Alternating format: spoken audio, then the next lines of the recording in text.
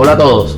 La reflexión de hoy es cómo siendo el país con las mayores reservas de petróleo del mundo, teniendo 9 refinerías con una capacidad de producción de casi 400.000 litros de gasolina para abastecer 5 millones de vehículos, 5 puertos de pescadores, 26 aeropuertos y 1.676 estaciones de servicio, esté hoy con un déficit de combustible, y quedó evidenciado con la llegada de los buques de la República Islámica de Irán.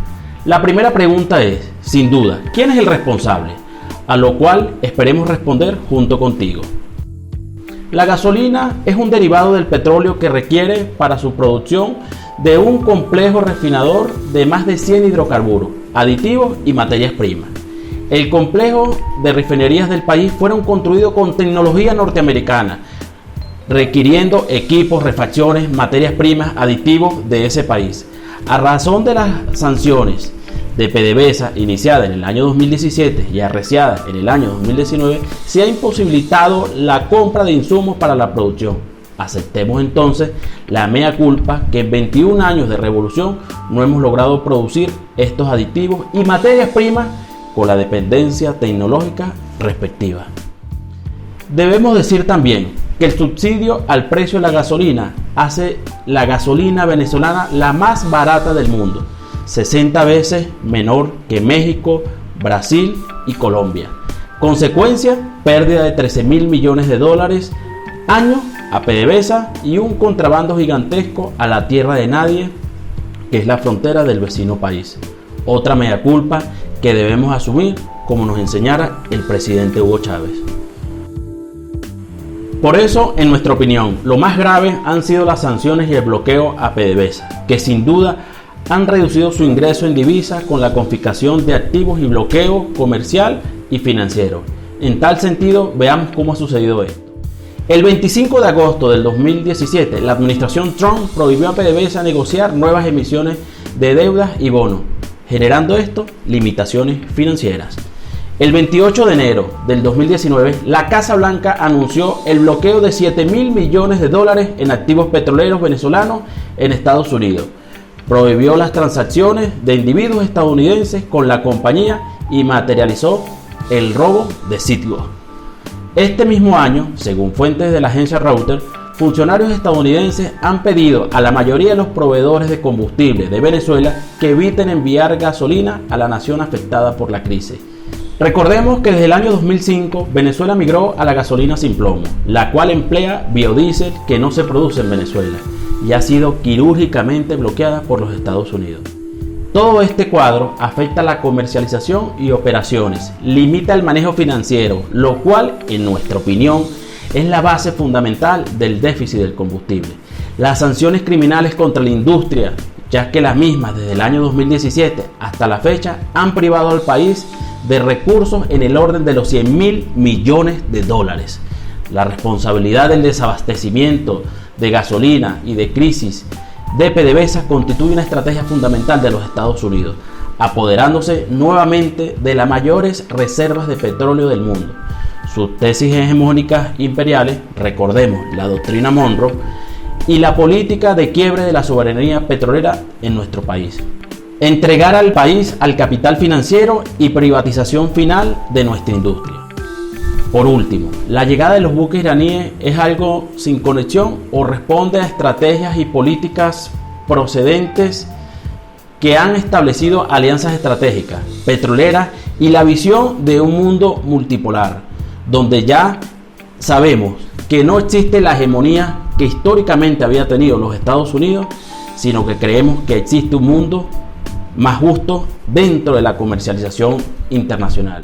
¿Sabían ustedes que desde 1920 hasta la llegada de Hugo Chávez, salvo honrosas excepciones de expertos petroleros, la política petrolera de Venezuela no puede menos que calificarse de entreguista y vendepatria? Pero no me crean a mí, vean estas cifras y quienes la refrendan. Luego de la fundación de PDVSA, las compañías transnacionales continuaron beneficiándose de la renta petrolera a partir de su dominio sobre la tecnología y los canales de comercialización de recursos petroleros. Según Alberto Rangel Padre, hasta 1968, según este mismo analista, el 47% de las ganancias generadas por el negocio petrolero se fugaron del país y del 53% restante, 28% fueron reinvertidos por las compañías y 25% fue a remunerar al trabajador y el pago de la renta al Estado. ¿Sabían ustedes que el desenlace fue aún más dramático hasta 1998? El boom petrolero del 73 y 74 y otros picos dejó al país con una de las 3 deudas per cápita más grandes del continente, más dependencia de capital extranjero, con la fuga de capitales más escandalosa como la ocurrida en la década de los 80. ¿Sabían ustedes que desde 1998 Chávez logró, en la Constitución de 1999, protegió y preservó las acciones de PDVSA en poder del Estado venezolano, impidiendo con ello la privatización parcial o total? Promulgó la Ley Orgánica de Hidrocarburos en el año 2001, la cual definió un tope mínimo de participación del Estado en la explotación petrolera y el incremento de las regalías. Algo importantísimo, la reestructuración de la OPEP, liderada por Hugo Chávez, a fin de restringir la oferta de petróleo y presionar el alza de los precios.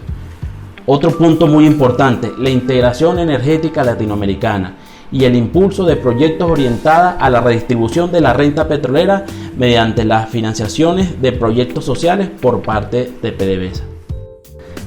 La política petrolera de Chávez reconoció el papel del capital privado en el sector petrolero, respetando la soberanía estatal, lo cual condujo a un conjunto de reacciones adversas por parte de las compañías transnacionales y el sector privado nacional neoliberal, que llevó al golpe de Estado de abril del 2002 y el paro empresarial petrolero de febrero del 2003.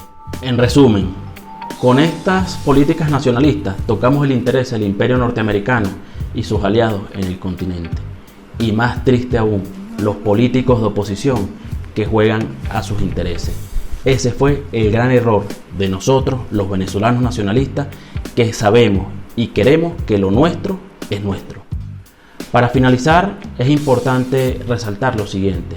La República de Irán y Venezuela compartimos la misma política petrolera en el marco de una visión multipolar antiimperialista que posibilitó el digno arribo de 6 millones de litros de gasolina en los buques iraníes para hacer frente a ¿qué? A esta demencial política de bloqueo criminal contra esta humilde y heroica nación.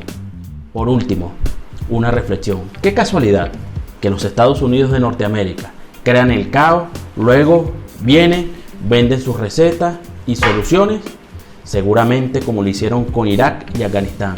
Resultado, desastre total y apropiación de su petróleo. Para finalizar, les comento lo siguiente. Estados Unidos nombra a países del eje del mal, terroristas, dictatoriales, narcotraficantes y violadores de derechos humanos, aquellos países que son petroleros, pero no son títeres de sus políticas. Entonces, hay que solayar aquí qué es lo que verdaderamente está atrás de todo esto. Por eso, más allá de nuestras diferencias, no debemos aceptar nuestra injerencia, porque no es lo mismo cuando nosotros invitamos a alguien a casa que alguien se quiera meter a la fuerza sin nuestra invitación. Ante todo esto, los invito hasta una próxima oportunidad.